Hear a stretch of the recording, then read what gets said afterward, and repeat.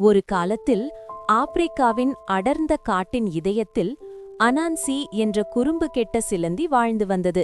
அவன் தனது தந்திரங்களுக்கு புகழ் பெற்றவன். வேலை செய்யாமல் மற்ற விலங்குகளை ஏமாற்றி வேலை வாங்குவது அவனுக்கு மிகவும் பிடிக்கும். ஒரு வெயில் காயும் மதிய நேரத்தில் அனான்சி மிகவும் பசியுடன் சுற்றிக் கொண்டிருந்தான். அப்போது பிரகாசமாக ஒளிரும் ஆற்றங்கரையில் சகோதர ஆமை ஒரு பெரிய மினுமினுக்கும் மீனை பிடித்துக் கொண்டிருப்பதை பார்த்தான்.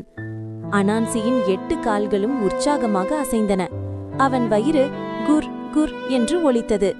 அவன் மெதுவாக ஆமை அருகே சென்றான். அண்ணா ஆமை, நீங்கள் எவ்வளவு சிறந்த மீனவர்! நானும் மீன் பிடிக்க கற்றுக்கொள்ள வேண்டும். எங்கே தொடங்குவது என தெரியவில்லை. நீங்கள் கற்றுக் கொடுப்பீர்களா? ஆமை சிரித்துக்கொண்டு சொன்னது, நிச்சயமாக கற்றுக் கொடுப்பேன். ஆனால் நினைவில் கொள், மீன் பிடிக்க பொறுமையும் கடின உழைப்பும் தேவை.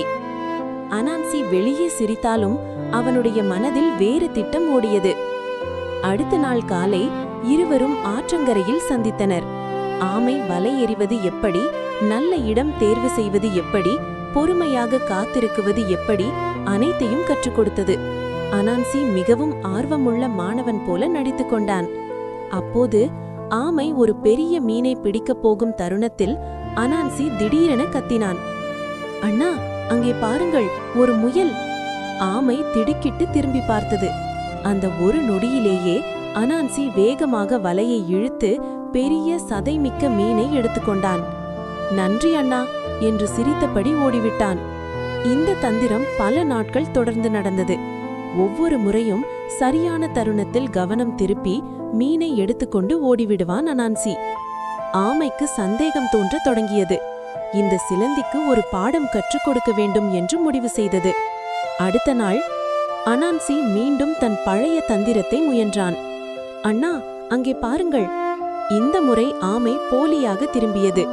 அனான்சி வலை எடுக்க முயன்ற உடனே சப்பாஷ்! ஒரு முழு குடம் தண்ணீரை அவன் மேல் ஊற்றியது. திடுக்கிட்ட அனான்சி ஆற்றுக்குள் விழுந்தான். அவன் 8 கால்களும் காற்றில் ஆடியது. கஷ்டப்பட்டு கரைக்கு வந்தபோது அவன் முழுவதும் நனைந்திருந்தான்.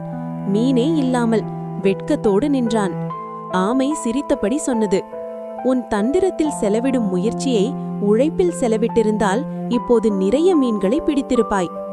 அந்த நாள் முதல் அனான்சி ஒரு முக்கியமான பாடம் கற்றுக்கொண்டான். கடின உழைப்புக்கு மாற்று வழி எதுவுமில்லை. தந்திரம் எல்லா நேரமும் வெற்றி தராது.